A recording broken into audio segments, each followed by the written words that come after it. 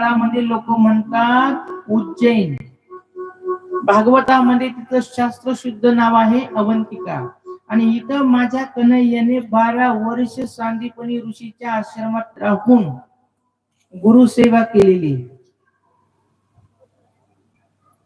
या नगरीचं सुंदर वर्णन शिवपुराणामध्ये सांगितलं. अवंतिका नगरीमध्ये धर्मवाही नावाचा ब्राह्मण राहत होता आणि त्याला 4 मुलं होते.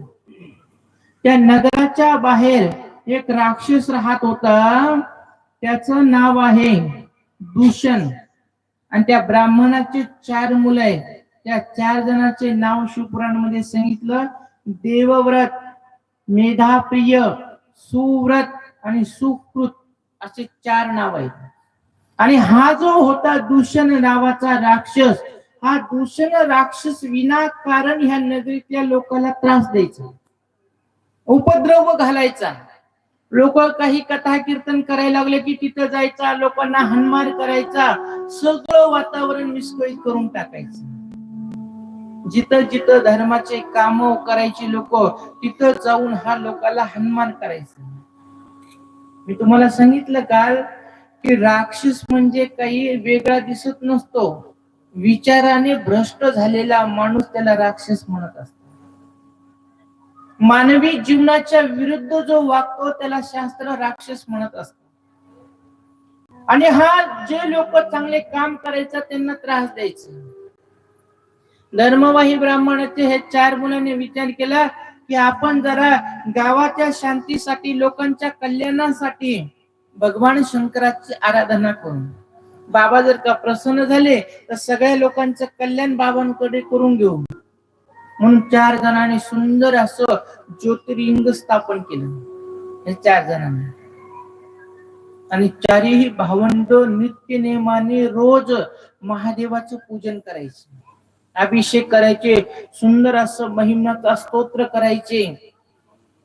आणि सुंदर महिम्नाने ते अभिषेक झाल्याच्या नंतर सुंदर असं पंचाक्षरी मंत्राचा त्या ठिकाणी जप करत बसायचे. आता एक दिवस गावातल्या नास्तिक माणसाने ह्या दूषण राक्षसाला जाऊन सांगितलं, मला ते 4 मुलं गेले महिन्यापासून महादेवाचं भजन करायला लागले. ते म्हणले करू दे, ब्राह्मणाचं कामच असतं पूजापाठ करणं. ते म्हणले ब्राह्मणाचं काम पूजापाठ करणं असतं, पण ते काही ब्राह्मण पूजा म्हणून करत नाही, ते तुम्हाला मारण्यासाठी ते भजन पूजन करायला लागले. आणि जर का बाबा प्रसन्न झाले तर ते तुम्हाला नष्ट करून टाकतील. दूषण राक्षसाला हे कळालं आणि त्याला राग आला. त्या 4ही मुलाला पूजा करत असताना तिथं जाऊन बघितलं आणि हातामध्ये तलवार घेऊन 4ही मुलं ध्यानस्थ बसलेले असताना मारणार. इतक्यात वेळामध्ये भगवान महाकाल प्रकट झाले आणि महाकाल बाबाने वरच्या वर त्याची तलवार घेतली, त्या तलवारीने त्याचा शिरछेद केला.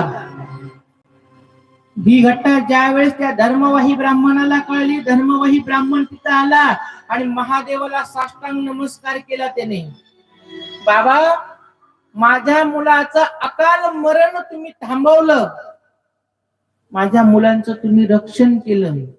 बाबा म्हणले, अकाल मृत्यु वो मरे जो कर्म करे चंडाल का, काल भी उसका क्या बिगाड़े जो भक्त हो महाकाल का. म्हणून तुझ्या मुलाचं रक्षण मी केलेलं आहे. तुझे मुलं चांगले काम करत होते म्हणून तुझ्या मुलाचं रक्षण केलं. तू ह्या मुलांना सत्कर्मामध्ये रत केल्यामुळे मी तुझ्यावर प्रसन्न आहे. ब्राह्मणा, तुला काय पाहिजे असेल तर सांगून दे.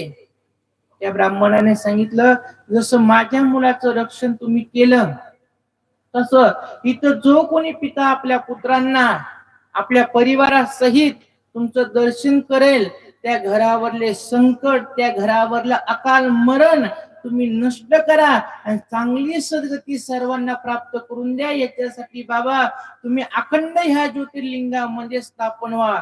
बाबाने त्या धर्मवाही ब्राह्मणाचा शब्द ग्रहण केला आणि अखंड रूपाने त्या महाकाल ज्योतिर्लिंगामध्ये प्रकट झाले. बोली महाकालेश्वर भगवान की जय. असं सुंदर भजन तिथं सुरू झालं. सगळेजण पूजन करा.